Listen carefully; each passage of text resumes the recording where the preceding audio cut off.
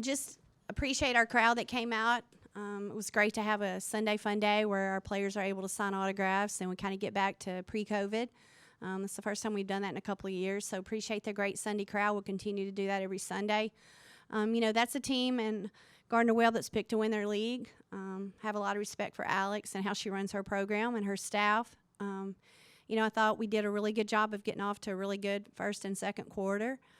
The third and the fourth, not necessarily to our standard, but I do think that one thing we did do with 3 games in 7 days, we did keep, hopefully some freshness, some things that'll play off down the stretch. Every minute that everyone gets right now is really critical.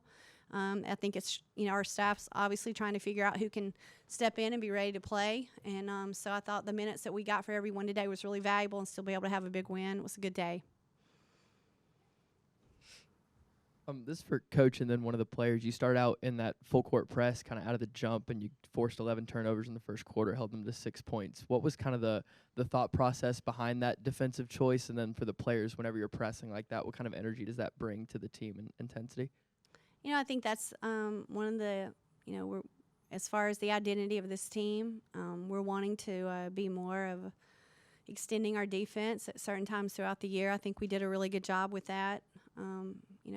In the Utah game, that was able to get us off to a good start. So it's something that, I think we're still trying to figure out the identity and who we want to be in certain situations based off scout, based off how many games and how many days and little things like that we can continue to be better. I got it.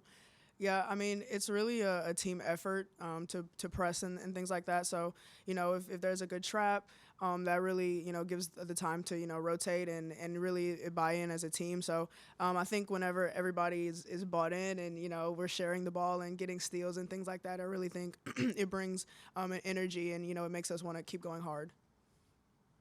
For the players, can y'all tell us about the trip and the experience that y'all had playing 2 really good teams and what y'all learned about yourselves and hope to carry forward the rest of the way? Yeah, it was a great experience. Anytime we have an opportunity like that, we're super grateful for it.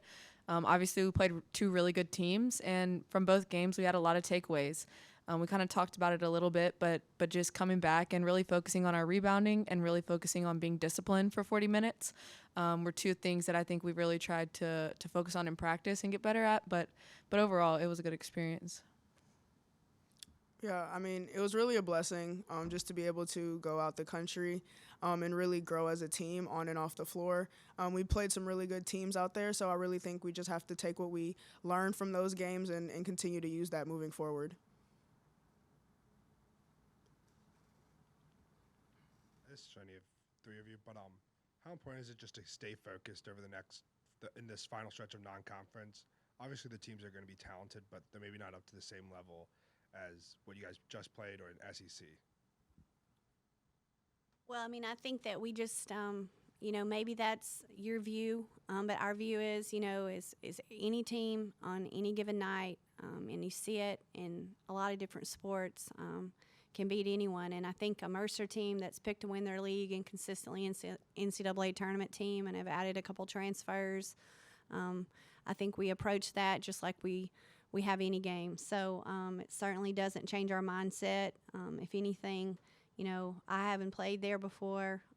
It's a very difficult place to play. So we just want to get better. We've got some folks on our team and some things that we have to just continue to take more pride in, or we're going to be in a situation where we can lose any given night.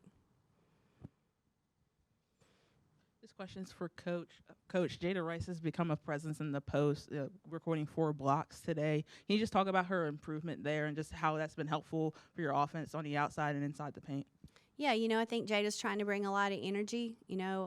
It's really important that she do a really good job of protecting the rim. I think she gives us a presence at the rim, which is going to be more important as we continue to move along. But we have to put as much pride in getting rebounds. I think one of the biggest concerns I have is at the 5 spot. We have to rebound collectively and do a better job there. So as much as she's doing to finish inside and as much as she's doing to protect the rim, I'm really proud of her and who she's trying to be. And I know that we all want more of a consistent presence on the board, though, at the center spot. It's going to be critical to our success, and it's a concern right now because our numbers don't lie. We've got to rebound better. Coach, how nice was it to have Carly back after missing a few games, and what does she really add to the team? Well, she just, the thing about Carly, and the more I continue to watch her day in and day out, she's always where she's supposed to be, pretty much doing what you're supposed to be doing. And sometimes there's something to be said for that from a spacing standpoint. I think she understands scouts and tendencies. And I appreciate the fact, where it's more about whatever she needs to do for her team. I mean, she's always in the mix. Look at how hard she tries to rebound. She really does a great job of spacing on the offensive end, does all the little things. I thought she did a really good job of being out. She just continued to watch and be alert and pay attention, and she worked her tail off in the strength and conditioning area, controlling what she could. And it's good to have her back because, like I say, there's something to be said with just trying not to do too much, and it really makes our team better.